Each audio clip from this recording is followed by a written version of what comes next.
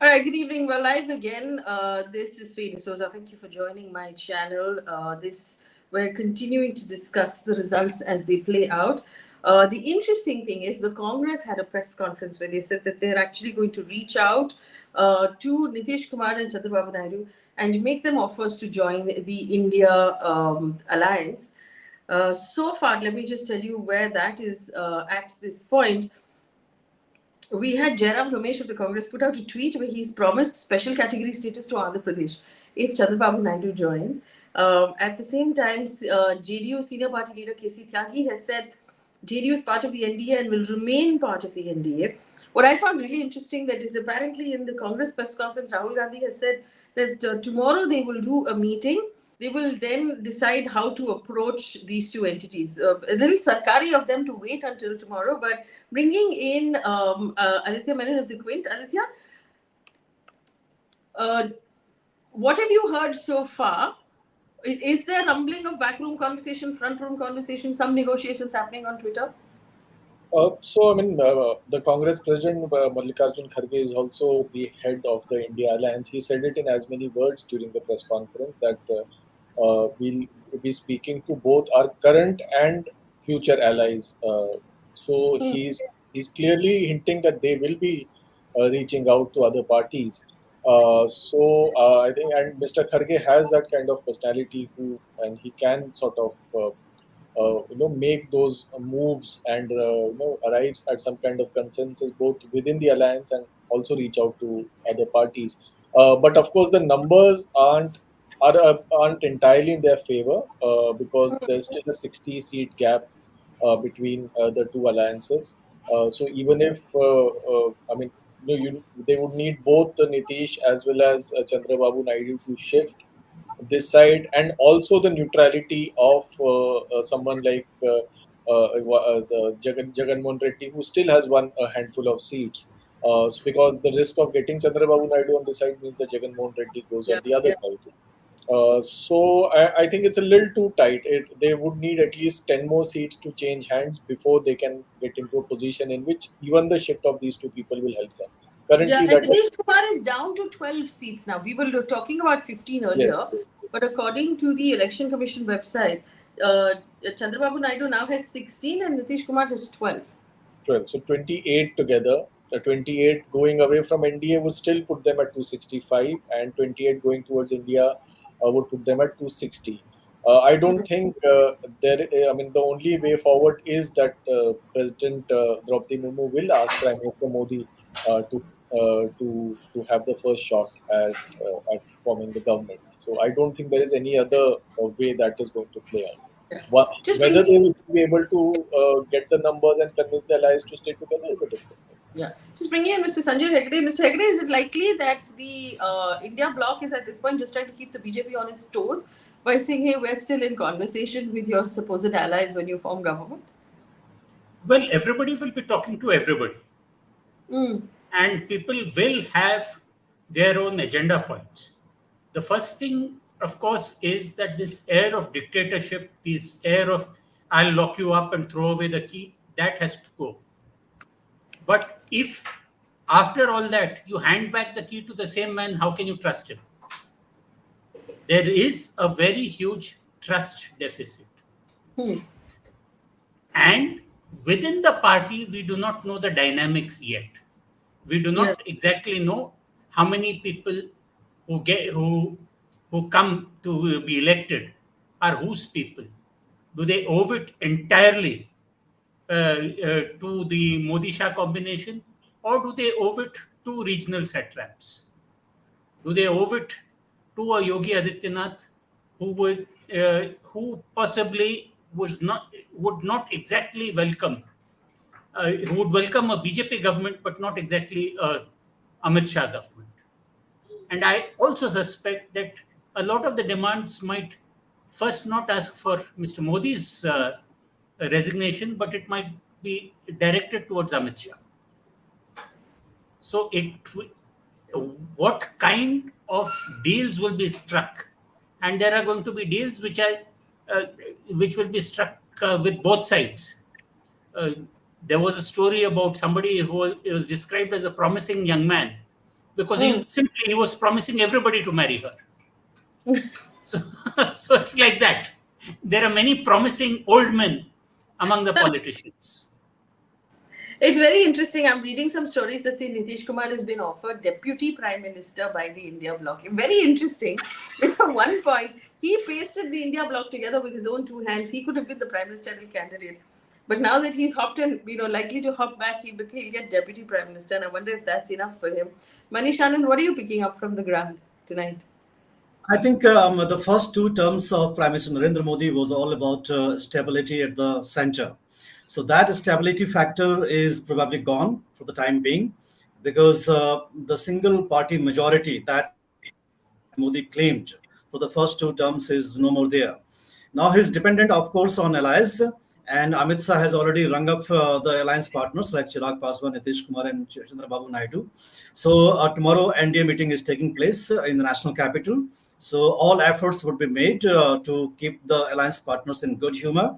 So unlike 2019, when just one portfolio was offered to the alliance partners, this time the alliance partners would be pampered by the BJP in a big way, and Prime Minister Modi would still like to continue in his position.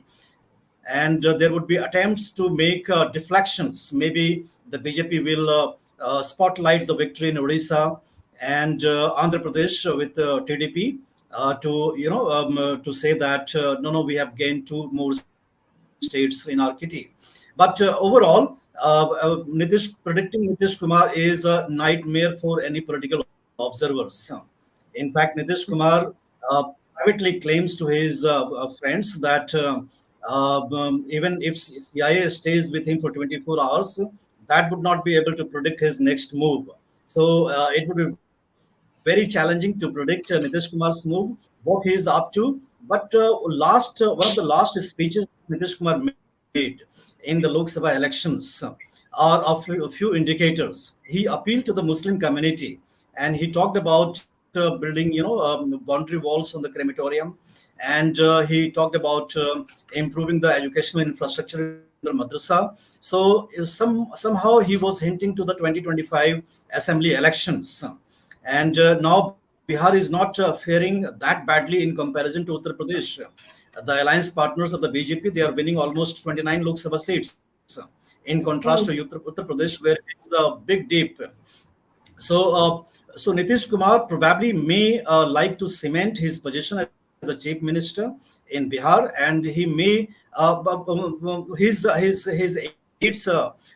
say that he's very uncomfortable with Rashtriya Janata Dal because Tejasvi Yadav is very assertive, and RJD, once the party revives, it may pose a big challenge to the JDU. So that factor has to be seen. But N. Chandrababu Naidu is very unpredictable. In the past, he has done vault face, and he is the real kingmaker. And the number that is being thrown right now is fragile with instability at the center. Even if the government is formed, never know what will happen 6 months later. So here's my question to the whole panel, whoever wants to take it. Why has the BJP not been, not staked claim to form government with the NDA so far?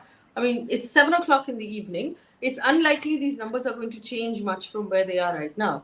Why is the delay, Aditya? I think the party is probably assessing and probably making sure that they have all their entire pack in order, maybe reaching out to all the allies, smaller allies, bigger allies, maybe even reach out to parties who can sort of come into the NDA fold. I think they'll probably do all that homework and only then stake claim. Probably No, the they result. will. Yeah, sorry. Aditya, they will wait for the NDA meeting tomorrow. Once the meeting gets over, probably it would be proper for all the NDA leaders to go to President Draupadi Murmu together with the letters of the support. So before the NDA meeting, that outreach to President is least probable.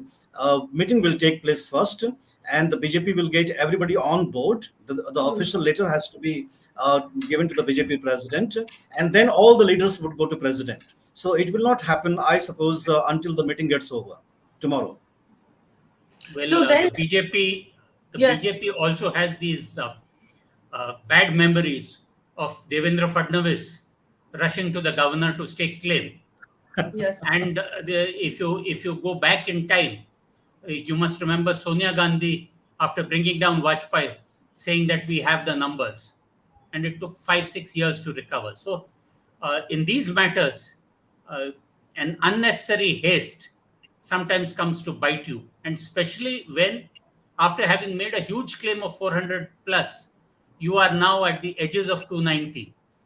So I think it is better that everybody takes a deep breath, Yeah. let people work the phones through the night, and then maybe tomorrow we will see the situation solidify. Mr. Hegde, we have one of our audience members, Annamalai A.N. I'm assuming not that Annamalai, who is asking, do you see any other PM from the NDA? And since you had mentioned this earlier this morning when we were talking about, what's your opinion now at 290? No, even at, forget 290, please check what the BJP is at.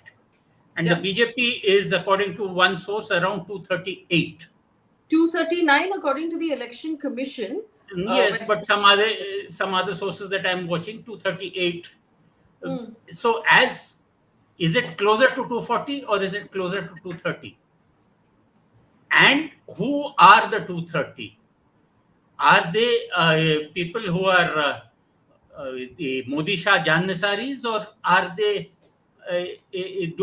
are they beholden to other forces? And it is then there was also something that I saw somewhere, that the RSS says that first have a poll taken among the MPs before you decide your prime minister face. If there is a secret vote, will Modi get a majority out there, and will the parties then stand in line? That also is an important question. If there is an alternate face, yes, Gadkari is the most probable alternate face. The others that can come to the top of the mind are Rajnath Singh and people like that, because especially if you want to hold UP together, despite the losses, it might be that somebody who is seasoned like Rajnath Singh might also be an option. What do you believe? And I with the caveat to our audience that we are speculating here, what do you believe would be the future for Mr. Amit Shah? Do you think that the duo will continue to hold power? Well, now they can't wield the amount of power that they previously did. And it may also be that we will allow Mr. Modi to have a historic third term as long as there is no Amit Shah around. That also could be one of the conditions that people put. And whether that is acceptable or not acceptable.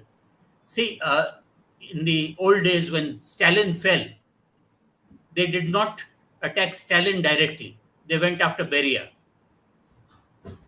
So one of the rules of the laws of power is that the fall of the favorite is often enacted. That the king then sacrifices the favorite and then puts all the blame on that favorite, so that another term happens. Power games the world over are all the same. The person in the hot seat, in the Iron Throne, will try to continue to maintain his position there. There will be those who will try to shake it, and there will be certain random events which nobody can predict, which can also come in. But we have Mr. Nalin Kohli of the BJP joining us for a few minutes. Mr. Kohli, good evening. Thank you for joining us. I appreciate your time. From within the BJP, Mr. Kohli, are you seeing this as a victory? Are you seeing this as a defeat? What is the BJP's official response to these numbers? I'm sorry to laugh about this, but how can a victory be a defeat? I mean, 272 is the halfway mark, which leads to government formation. Sorry, Faye, but honestly, it is funny to ask it in that way, because I've yet to find someone who crosses the halfway line, makes it to government formation, to consider that as a defeat. Certainly, the numbers are less. There's no question about that. But if that is to be treated as a defeat, then I like to leave the victory of that sort to our opposition political parties. They can happily celebrate their victory if they call it so. I think the fact of the matter is the election has come. We've got the result. It's a clear majority for the NDA, which is a pre-poll alliance, and we must look at it politically, because the concept of a pre-poll alliance being invited to form government was really created by former President Narayananji. He was the one who brought that thing that a pre-poll alliance will be invited first, not a post-poll alliance. And that's how the rule is in terms of convention. Second is, as far as the BJP and NDA is concerned, yes, the BJP has not got the 272 mark on itself, which it got for two consecutive elections, which is 14 and 19. But it's historic that the BJP would be in a government for a third consecutive term. It's only happened with Pandit Jawaharlal Nehru in 1951. For three consecutive terms, you had the same person lead the government in, or it was the He had same an party in absolute government for three. majority for 3 terms. Maybe, Sanjay, and I won't quibble on that. But the fact of the matter is that we do have a majority, even if we don't have it on our own. And just as a lesson of history, since you wish to go back to that, that was the first government after independence. So I would say then where it has landed the Congress to not even reach 3 digits or just about touch it after those many years is a testimony for how the Congress has squandered that away. On the contrary, how we have risen from the BJP was ashes at from 2. two The onwards. BJP was at 2 once, right? Yes, I know. So Why do you think I said? Yes, these Sanjay. things happen. My dear, Sanjay, you just have to hear me. I would say, as we have risen from the ashes, that was the second part of my sentence. As we've risen from the ashes from 2 to 272 plus. So that's how politics is. And, it's not about your liking or my liking. It's about accepting the verdict. Mr. Kohli, why is it that the Can I NDA come in, has... Faye? Can I Just come in, one Faye? second, Mr. Hegde. Mr. Kohli, why is it that the NDA has not approached the president yet to form government? Are any of your allies still in doubt? Is Nitish Kumar or Chandrababu Naidu in conversation with the India bloc? Can you give us some First, I wouldn't be aware of that. Two, I would just point out to what I heard on a media channel while I was appearing on it, that the Prime Minister and Chandrababu Naidu ji had spoken.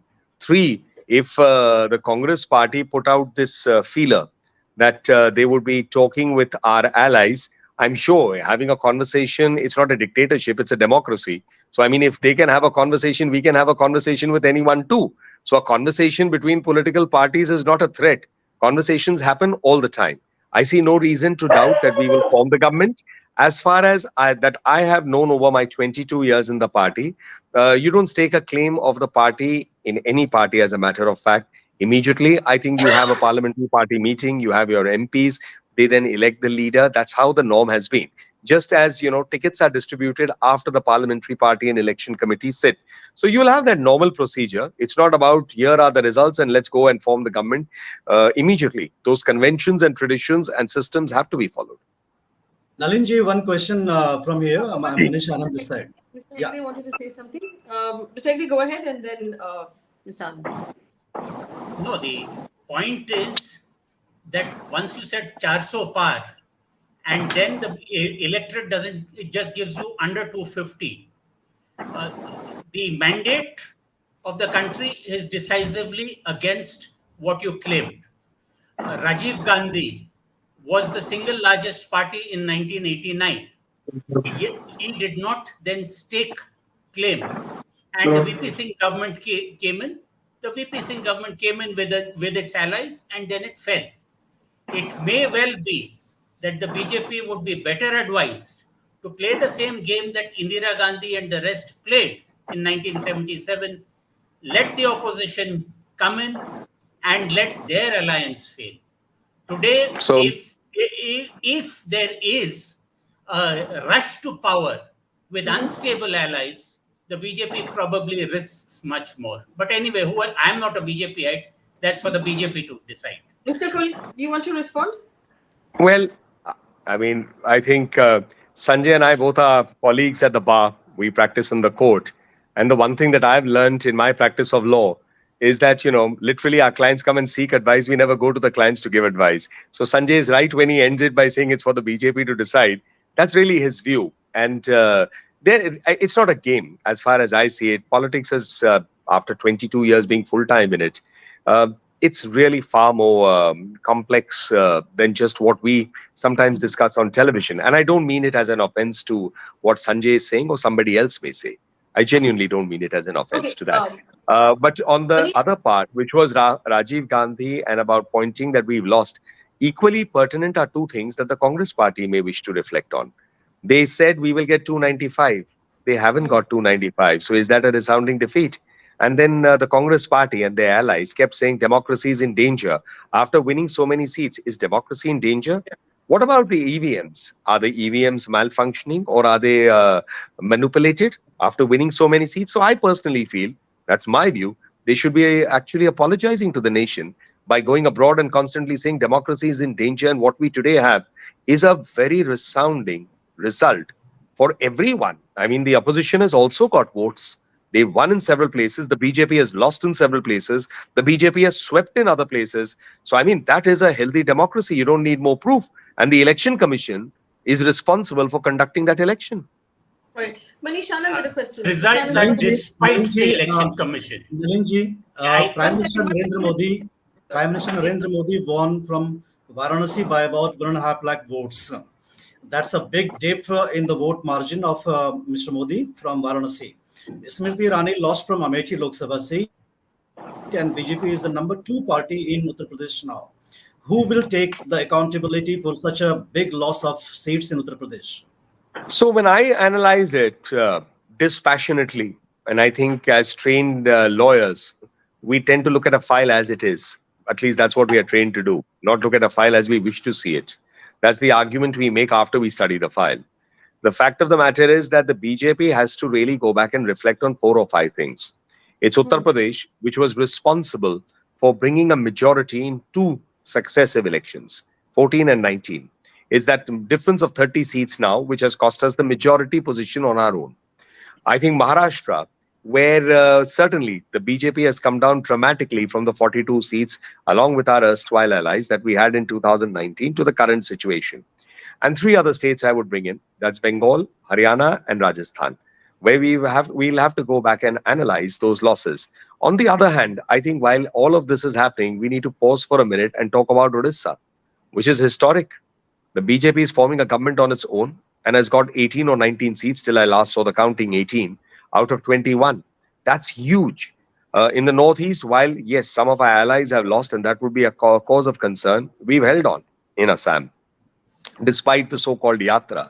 And we've done very well in Madhya Pradesh, 29. We've done pretty decently after a comeback in Karnataka, where we've gone up to 18 odd seats. So I think the BJP has certain positives in selecting our ally in Andhra Pradesh. That has been another thing which has gone in our favor. So there are certain positives, certain negatives. We will have to learn from the negatives and we'll have to hold on to those positives. Mr. Rajan Mahan is with us. Mr. Mahan, do you have a question for Mr. Kohli? I'm not sure if he can. So Faye would regrettably have to move on. So perhaps a last question or a comment if it's coming, and then I'll leave you to continue with your guests and my good wishes to all after that. All right, Mr. Mr. Kohli, Kohli, if I were to ask you the last question, what happened to Amrit Kal, Viksit Bharat, Ram Temple, Ram Raj? What happened to your narratives? So with regard to, I think, many of our ideological positions stand implemented. So I think that's not a negative by any standard. I mean, 370 was one of our ideological positions, one of the 3 that we always held. It's been implemented. The same continues with regard to the Ram Temple. We always stood for either a negotiated settlement or through a court order, and that there should be a magnificent Ram Temple. It stands implemented. So I don't see it as a negative. I see it as a great positive. It's been achieved. 70 years was the whole journey of the BJP from the Jansang in 1952 to ensuring that you had Article 370, which according to me was a terrible vestige of independence, which led to separatism and terrorism there. It's gone. It isn't there. 58% people voted in the Jammu and Kashmir election. That's probably a historic high. You had to struggle to reach 25 and 30%. So I think these are great positives.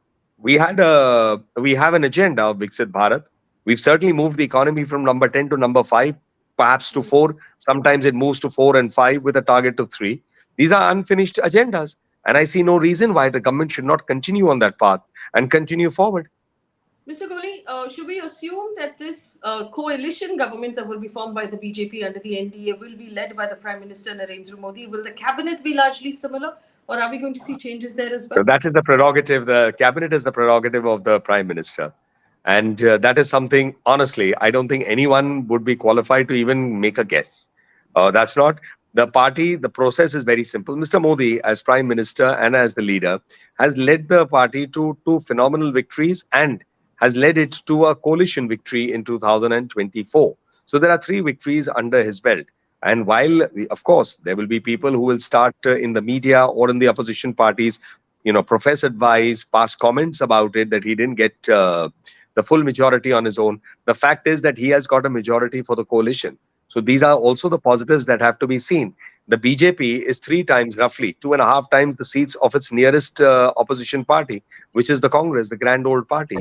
There is no other party that comes close to less than 6 times. We are 6 times over and above every political party in the country. So I think to run down the BJP and not give it its due after a 3rd election, which is historic by itself, I think that is a tad unfair. What happened to Congress Mukt Bharat?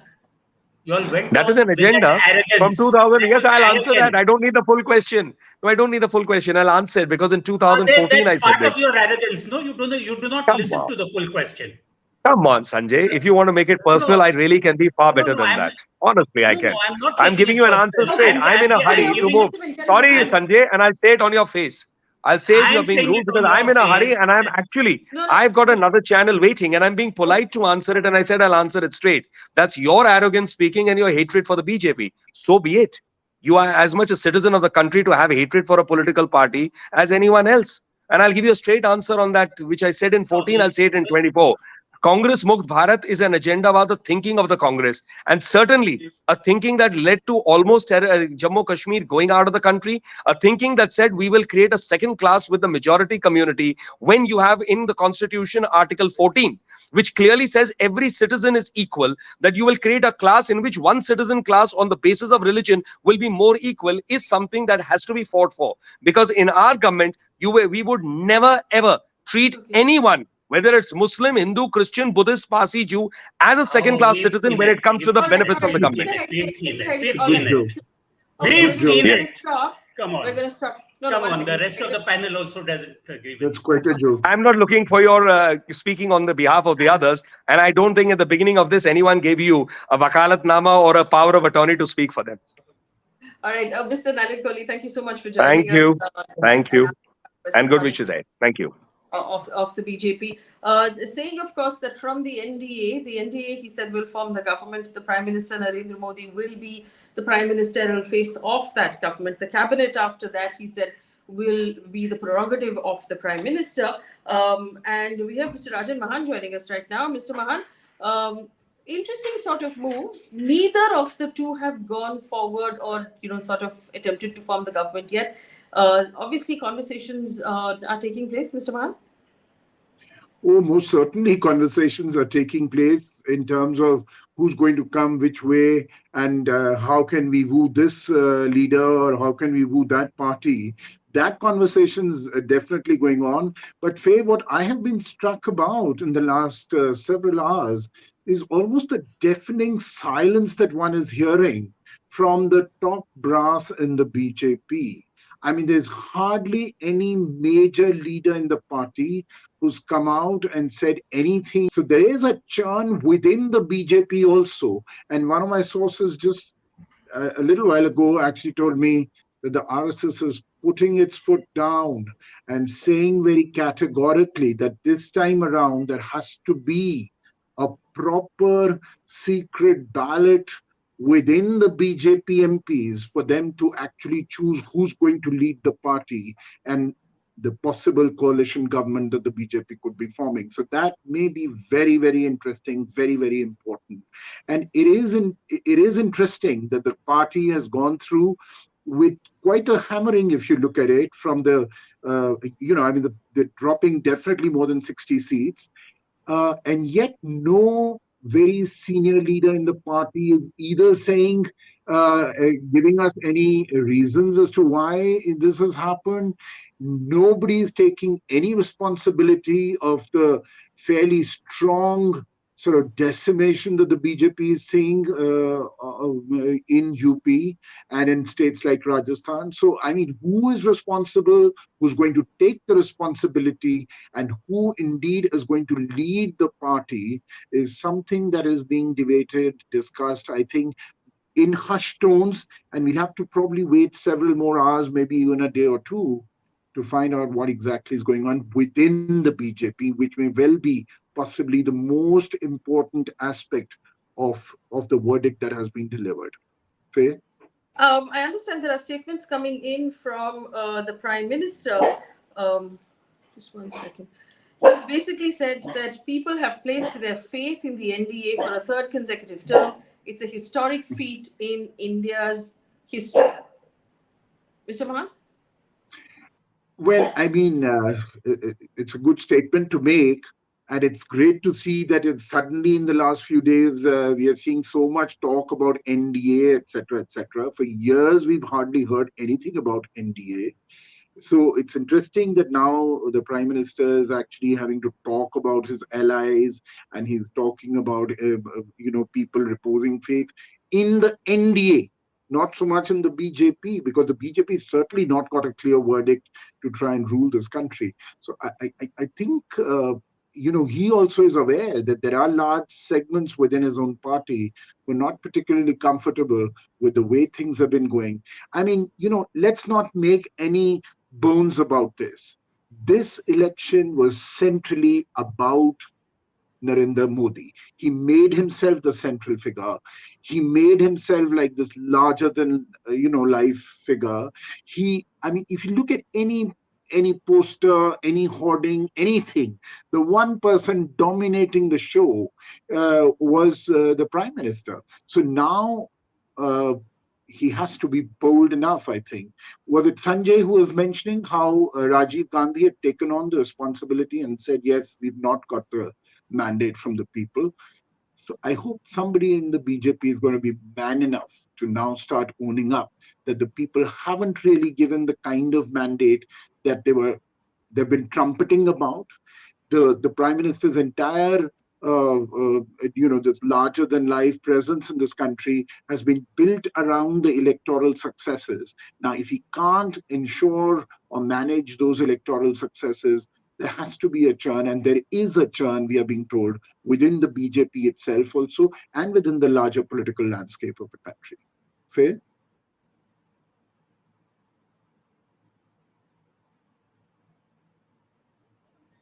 You're still muted, I think. Faye, we can't hear you. Sorry.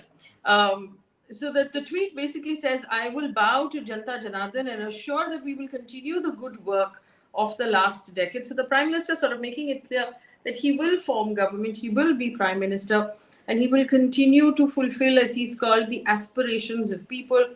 Now, a couple of things that were on the cards for the BJP going straight into the new term. They kept talking about uniform civil code, one nation, one election. The redrawing of constituencies for elections, delimitation, and the women's reservation bill. How many of these things in a coalition format do you think will still be on the cards for them? Aditya, do you want to answer that question?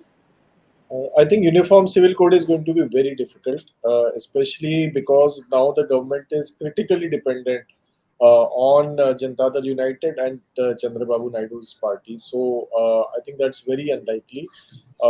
As far as women's reservation is concerned, I think that they can be more hopeful because even the Congress is in favor of that bill, the left is in favor of that bill, TMC is in favor of that bill. So I don't think that will face any major hurdles. Delimitation, of course, I think that is it depends on how sharp various parties are in recognizing the dangers of delimitation. Because Assam, I've mentioned it earlier also, we saw how there is a seat Barpeta. It has overnight been turned from a Muslim majority seat to a Hindu majority seat, and it has been won by the BJP's ally this time. It was won by the Congress last time. So it's that win is entirely due to delimitation. And two Muslim majority seats have sort of been combined into one, which is the Dhubri seat, where I think Congress has defeated Badruddin Ajmal. I think this can happen in many other states. Punjab, we have an MLA who has already spoken out against the prospect of delimitation in Punjab. I think delimitation parties need to be much more aware to resist it. But I think at every point, wherever BJP tries to push its ideological agenda, it won't be as easy as it was in the last 10 years. Mr. Hegde, do you see the BJP being able to push through any of these things, or is it going to have to become much more collaborative and work differently from now on? Well, it's again a question of which BJP. Are we going to have a repeat of the Prime Minister? Then, unless he has a different number two or a different style of working and a different style of persuading, I rather think that he would be coasting in his third term, just happy to be Prime Minister. Each of these big ones. Now, the thing that really worries me, and I do hope that members of the bar who are watching, are the three major criminal acts. They're set to go into force on the 1st of July. The notification should be delayed because a lot of India's democracy and a lot of India's civil rights are being sought to be stifled through those acts. So the first thing is that must be put on hold. I hope that even the allies, if the allies decide to go with the NDA, that should be a condition. Manish Anand, we had Mr. Rajan Mahan tell us that there's some rumbling from within the BJP also about how they want this new NDA government to be stacked up. Is that what you're picking up also? We have to see that the BJP for the last 10 years, since the advent of Modi and Shah era in the central BJP, the leadership that the party has, for example, if you look at the BJP headquarters, the national office bearers, there are hardly any general secretaries who can, speak their open minds. So you have general secretaries who basically toe the instructions by the top brass of the party. So the leadership that Mr. Rajan probably is talking about is outside the party infrastructure. So those who may not be in the within the echelons of the party. So if you're talking about Nagpur connections, then we already had a lot of stories going around that the RSS in this election had kept a bit of distance from the BJP. The RSS was not actively managing the polling booth the manner in which they did previously in the last 48 hours. So they confined basically to the voters' awareness. So if the RSS is able to pull the strings, then we may see the changes, but I doubt that those things will happen so soon. Right now, the BJP as an organization is fully in the control of Mr. Amit Shah, and his chosen men are running the affairs. And I don't think within the party you will have any contrasting or discordant voices coming forth. The likes of Uma Bharti or others, those who are on the sidelines of the BJP may come up with some statements, but from within the BJP or the decision makers, or for instance, the parliamentary board, which hardly has any relevance in the last 10 years, and the members are packed as the chosen people. So I don't expect any rumblings coming from there. So what I suppose is that Mr. Modi is approaching 74 years of age. So if he because he's a man of organization, he has a very strong feedback channel. If he senses that the ground is slipping under his feet and he is getting less popular than what he was previously, then he may agree, or guided by some elders within the RSS or the his colleagues that he should gracefully retire at the age of 75 and pass on the baton to somebody else, which would be more amenable to coalition politics.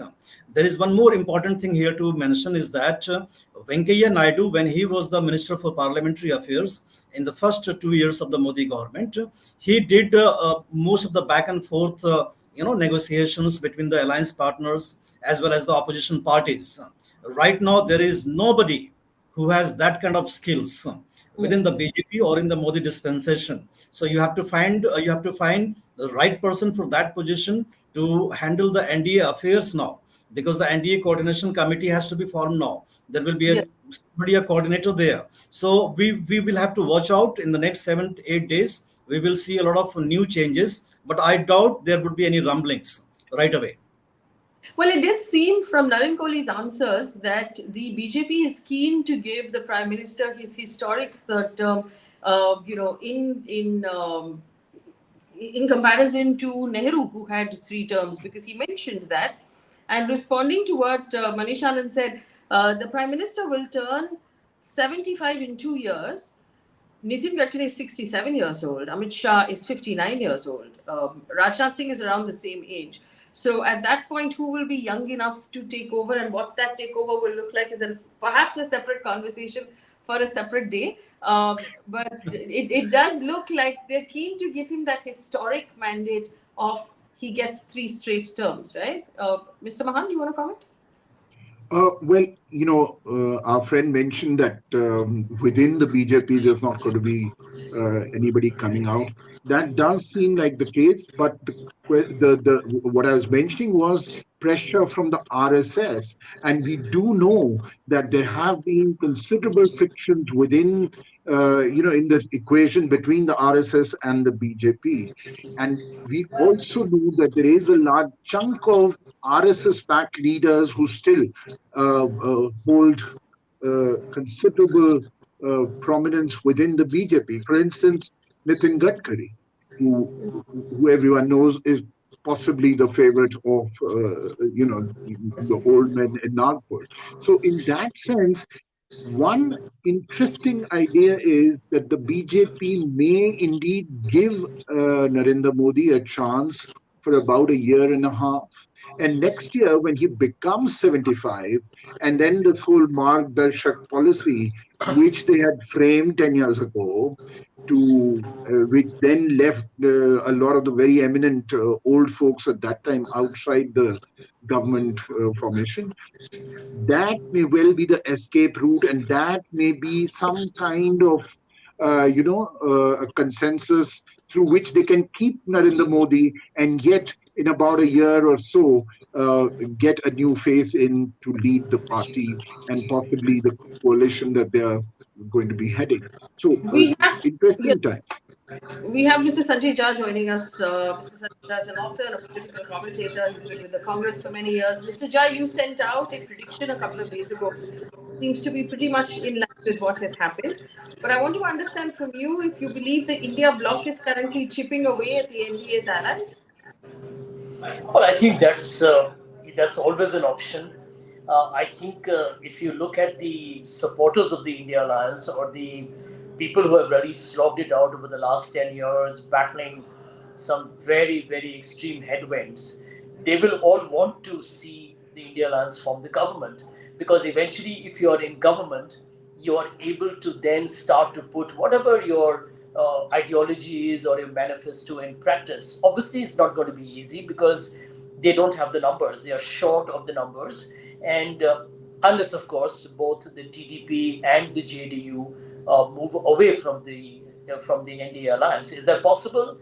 Frankly, Faye, as you know very well, politics is the art of the possible. So nothing really truly can be ruled out.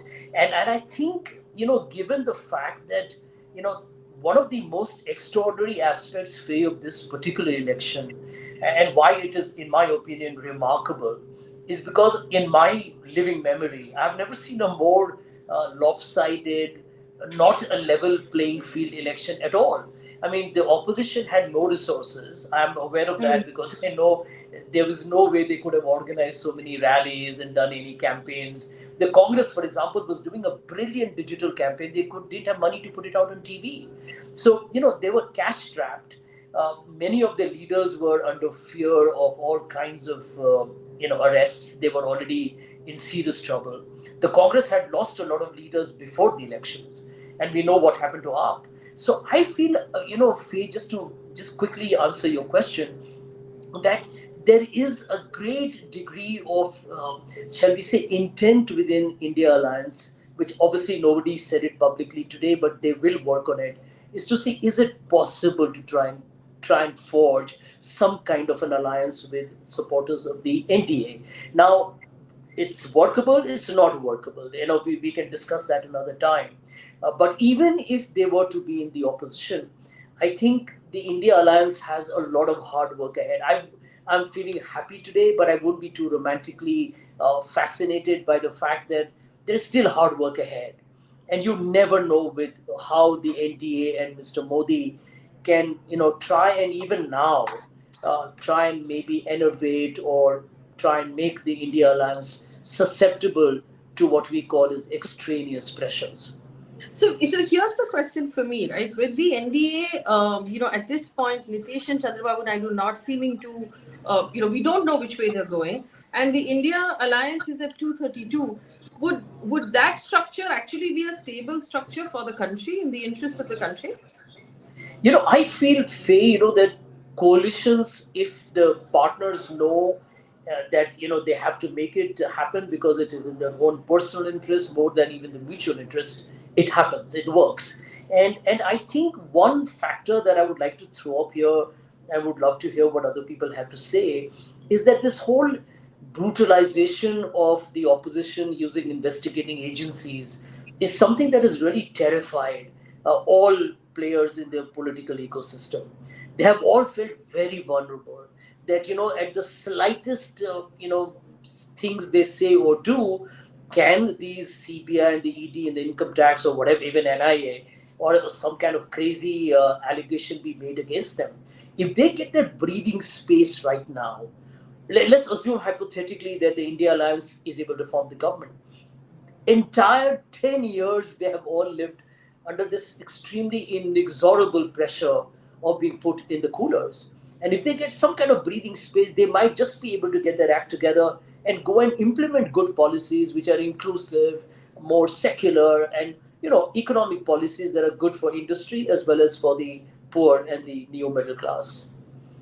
So, actually, this is a question I want to take to the rest of the panel as well. If the India Alliance managed to cobble together a government, how stable would that be? But in opposition at 232, would that make Parliament far more democratic than it has been in the last term? Well, obviously, it would be far more democratic, and you would have people like Maua, who's got re-elected, and many more. There will be new in a new parliament. There will be new stars, and it can't be this time that the prime minister can get away without answering parliament whatsoever. So it's an open-ended question. Who would possibly benefit more from being in the opposition? Because the India bloc being in the opposition, constantly at the government's throat, and seemingly looking like forming the next government would be a different ballgame.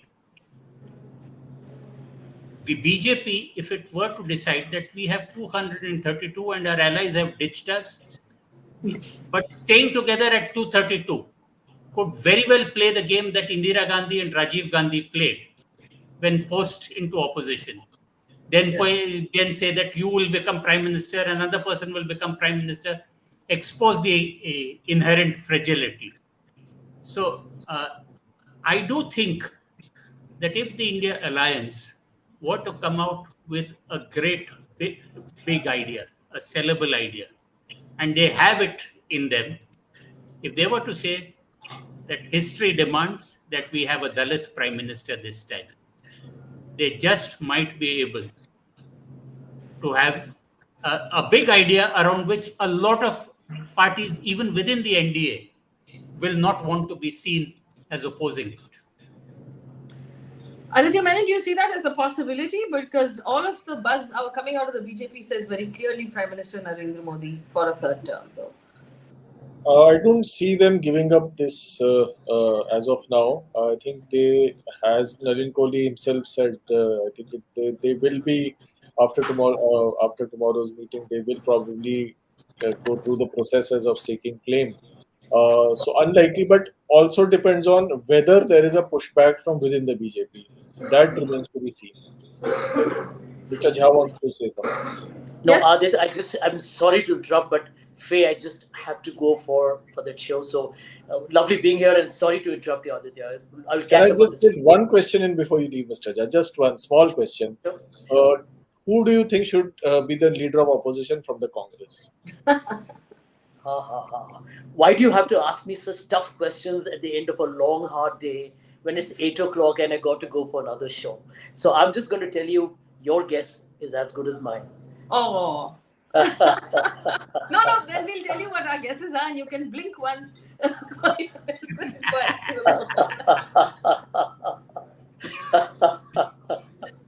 But there was I can't hear. I'm partially deaf. I don't think you know that, but it has happened to me over the last couple of minutes. All right, fair enough, Sanjay. Thank you for Bye. joining us. Thank you. So it's really interesting right now, and so what I've picked up so far, it does seem like the BJP is sort of getting its ducks in a row before it's going forward to do anything else.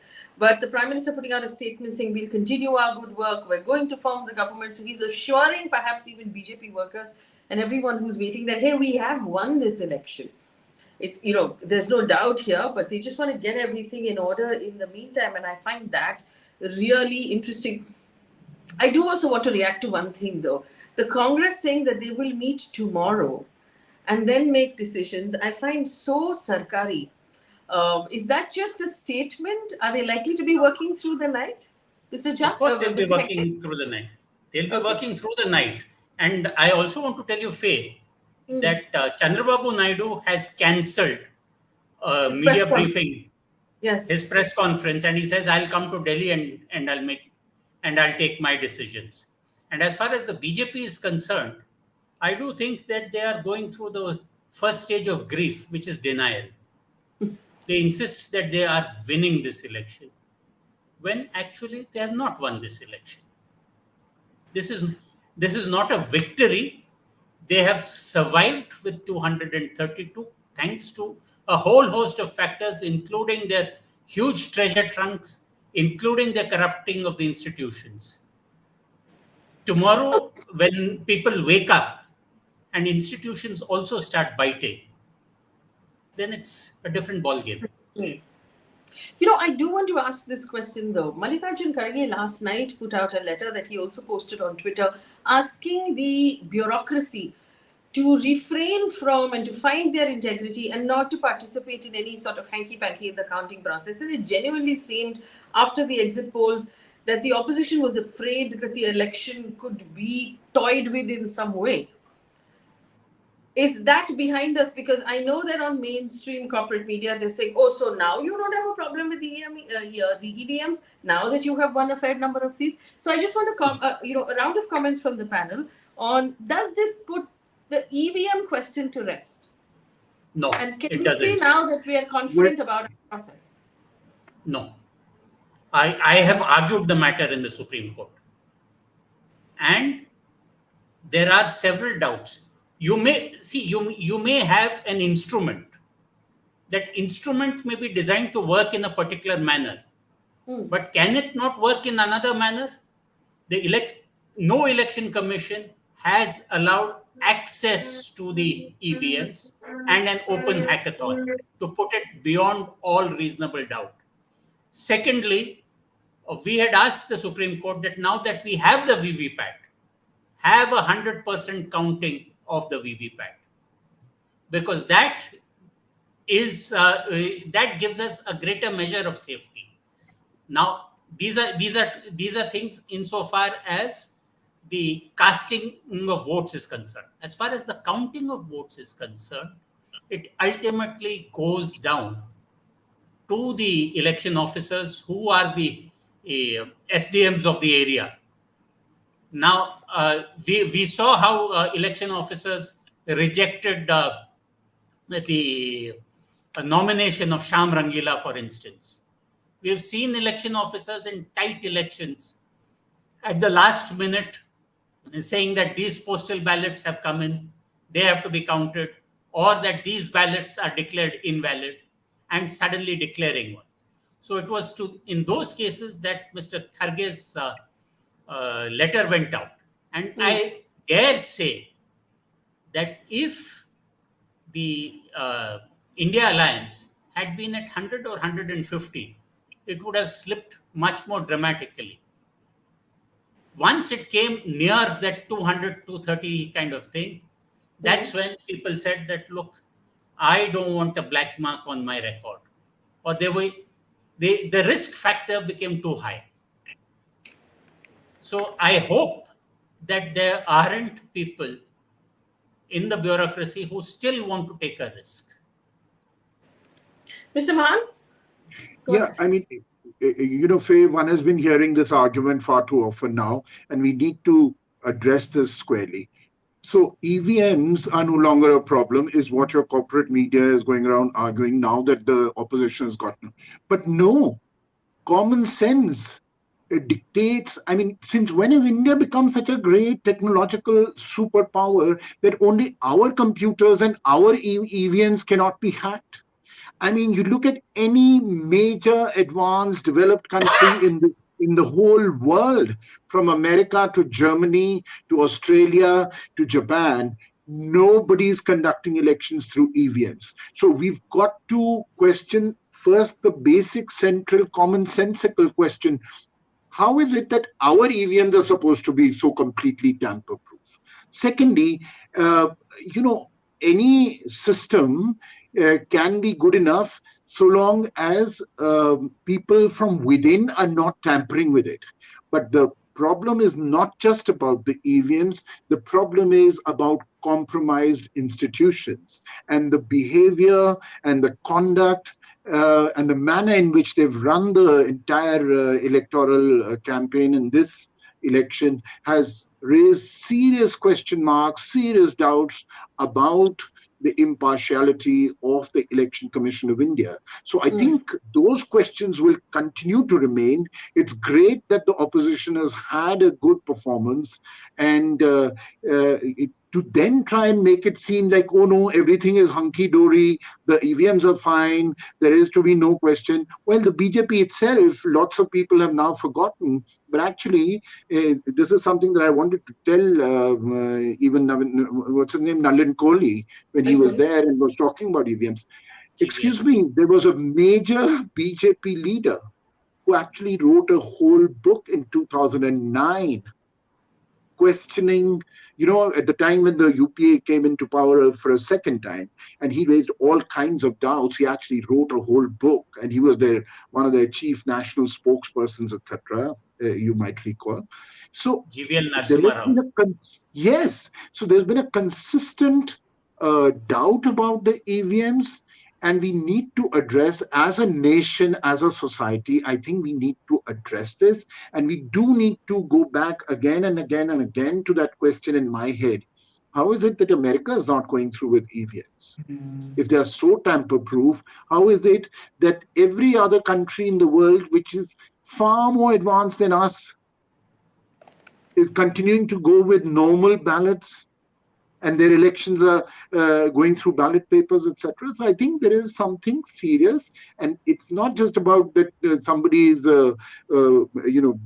playing mischief, but we need to address this. And just one election and the opposition doing well in that election doesn't necessarily mean that all the questions that were raised around the EVMs have just should now just suddenly disappear. I don't agree with that.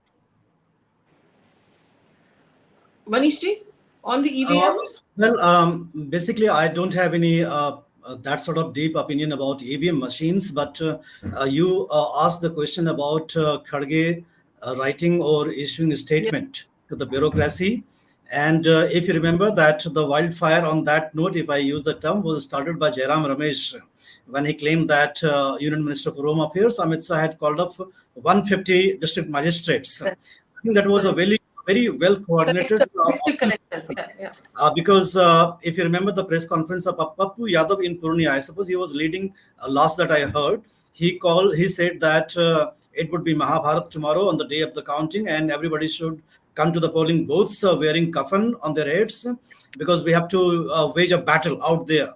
So my concern is here that forget about EVM machines. Do you have your own people at each of the polling booths? If a polling booth has only BJP members, or for example just one political party's members, then you run the risks of absentee voters votes being cast by other proxies. So there are several risks. So what I suppose Kharge and Jairam Ramesh did and other opposition parties did was that on the day of the counting, they mobilized their workers to be very vigilant and go to the polling booths and to keep a check. And if they happen to do this on the day of the countings, on the day of votings, it would be much better because we have a system of checks and balances. You have you have polling booth managers of different political parties. They keep checks on all the voters turning at the polling booths. So that has to be ensured first, which I suppose in many parts of the country had been missing. We have seen several of the videos from Gujarat, from Uttar Pradesh, one person casting 10, 12 votes. So that has to be ensured. I think that is the bigger challenge for the opposition parties. Right. I'm going to leave it here. Gentlemen, thank you so much for your time today and for your attention and your energy. I know it's been a long, exhausting day for everyone, and I really appreciate the fact that you all made time for us. I want to thank our audience who's been absolutely amazing through the day. I've really enjoyed spending the day with you. Obviously, this is not over. We're going to continue to track all of the movements as it continues, but for now, we're leaving it here. Thank you so much for sharing your insight with us. This is Faye D'Souza. I'm signing off. We're of course trying to get other guests. If we get more people, we'll come back live again and we'll have more conversations. But for this conversation, thank you for watching. Thank you.